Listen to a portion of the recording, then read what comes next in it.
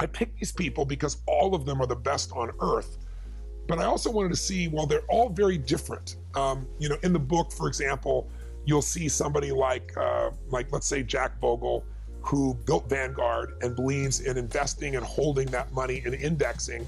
He's probably invests directly about as opposite as anybody as Carl Icahn, who goes into the market and basically disrupts the system and says, you guys who are running the company are not maximizing profits, and I'm going to take over the company unless you make some changes.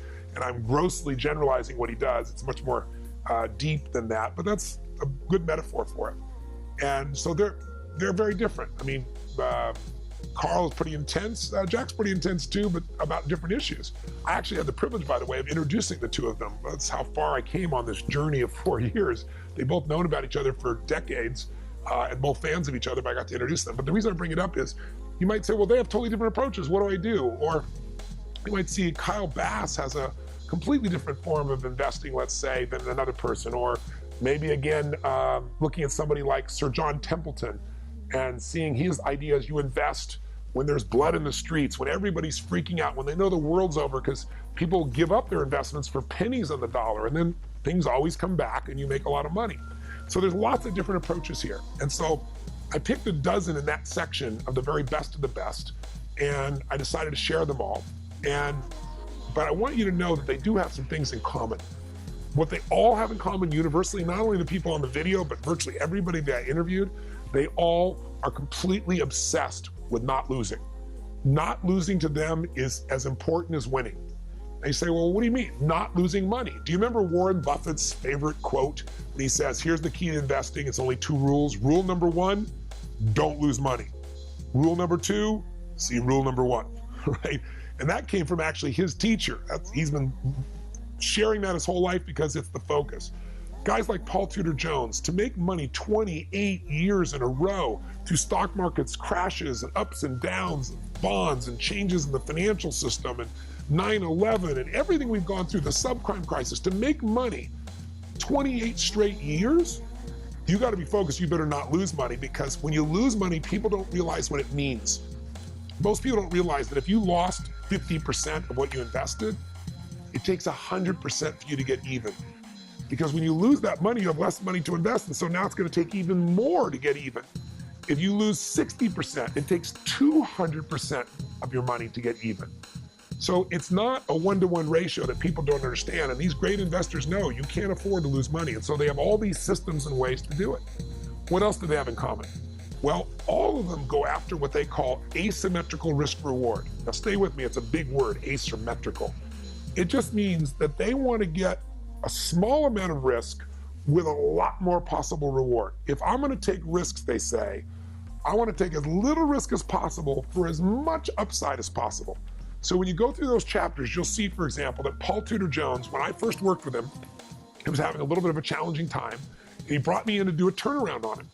And when I came in, I got a chance to study the films of him from the past. I got a chance to interview Druckenmiller, who was George Soros's right arm. Druckenmiller Stanley is a guy that made $1 billion in a day when England was having problems with their currency.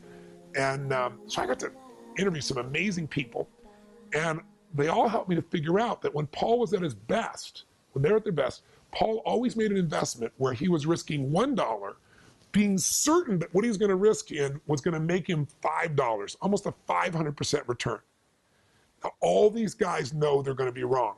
So Paul's view is, if I risk $1 and I'm certain I'm going to make 5, if I'm wrong, I can risk another $1 and still make 4, another still make 3. Paul could be wrong 4 times out of 5 and still be even and not lose money. If he's right 3 times out of 5, he's going to make 20%. If he's right more than that, he's going to make a fortune. That's how you make money. They make money because the average person does the opposite. The average person risks $1 to make how much? 10 cents, 10%, 20 cents, 20%. Most, it's in the world we're in today, they're looking to make 5, 6, 7, 8, 9, 10 cents. How often can you be wrong? Not very often. So you said, Tony, but where do I find investments like that? That's the hard part.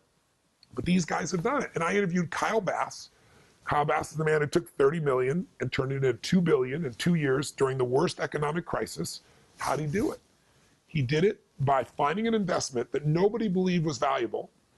And so he only had to risk 6 cents to try to make 100 cents to make $1, 6 cents to make $1. He could be wrong 15 times and still make money. And he wasn't wrong 15 times, which is why he took $30 billion and made $2 billion. That's the kind of risk reward or asymmetrical risk reward these people do. So I've been looking for those investments through my fiduciary. I've got amazing fiduciary and people of that nature. And when you find these types of investment, it's amazing. Be sure to read the chapter. I'm not going to give it away here, but there's a Kyle Bass explained how he taught his children how to make an investment where they could lose money never. Whatever they invested in would never lose money. It'd always be worth what they put in it, but it would be worth 36% more on the first day they had it and could be worth 100% more in the near future. So be sure to read that and find out about it. But that's the second thing they have in common. They all believe in take small risks, get huge rewards. Even people in business. You look at somebody like Sir Richard Branson, such a brilliant man. And I've met Richard many times, and brilliant guy, very, very good man. And you look at what he's done in business and you say, well, Richard takes crazy risks. But I was talking to Richard and he was talking about how he looks at a business deal. He always asks the question, what's the downside and how do we protect the downside? And yet you think of risk as you think of Richard as this crazy risk taker.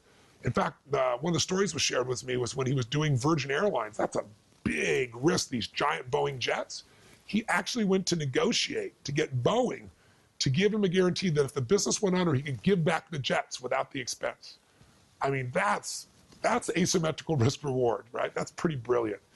Third, what do they have in common? They all absolutely know beyond a shadow of a doubt that they're going to be wrong. They aren't like the talking heads on television who say it's all going to go my way. And so they all have an extraordinary structured commitment of asset protection where they divide up their assets so that when they're wrong, they still make money. Ray Dalio is probably the most powerful example of that as he built what he calls his all-weather strategy.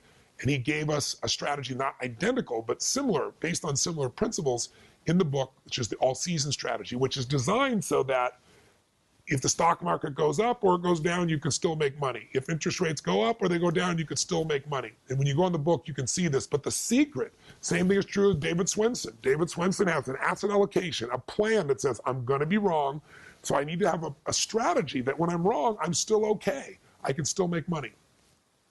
What would be a fourth thing they all have in common? They all understand the importance of tax efficiency.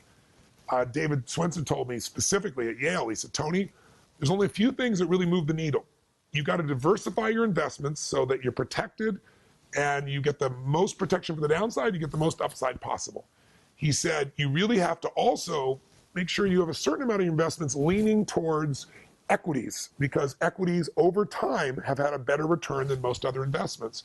But he said the one thing that's a no-brainer is you got to have tax efficiency, because you don't get the dollars you earn, you get the dollars you keep.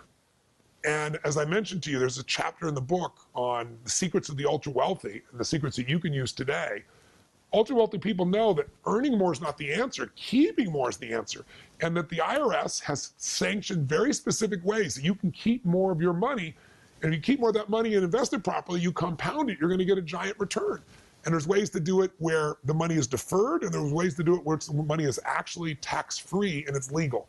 You got to read the chapter on that. But every one of these guys has organized their life to be tax efficient, so they're able to keep more, and that way get to their financial goals so much faster. And then the last one is they're all learning machines.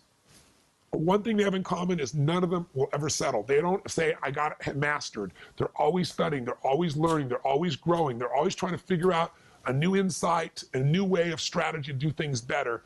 And if I had to add one more, I may have gone to 7 now, I'd say they're all givers. And when I say givers, I don't mean like positioning givers, like so everybody notices. Every single one of them. One of the reasons they gave me so much time, and many of them didn't just give me 3 hours, they followed up with me. We've spent hours talking since that time and increasing the understanding of how to help you. And they're not making a dime from you, and I'm not making a dime. I gave her all the profits of this book. Why did all these people do this? Because they've done well in their life, and they really believe the secret to living is giving. That they all do it in different ways. Some do it publicly, some do it privately, some do it with education, some do it around healthcare. But they found enormous joy in giving, and it's reminded them that there's more than enough, and it's one of the reasons they're wealthy. So those are the top ones that I could see in common. They don't lose, right? They just are focused. Asymmetrical risk rewards, small risk, big rewards, not big risk, little rewards. Don't want to play that game. Got to make sure that we're protected. We know we're going to be wrong, so we got asset allocation. Got to make sure we're tax efficient. Got to make sure that we're always learning. Got to make sure we're always giving. So take care of yourself, live strong, live with passion, invest well, and get financially free. See you soon.